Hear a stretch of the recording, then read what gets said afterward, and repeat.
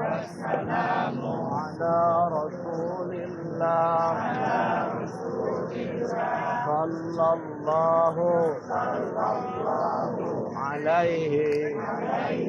وسلم ربي أدخلني مدخل صدقي وأخرجني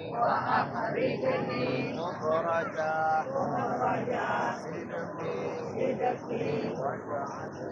واجعلني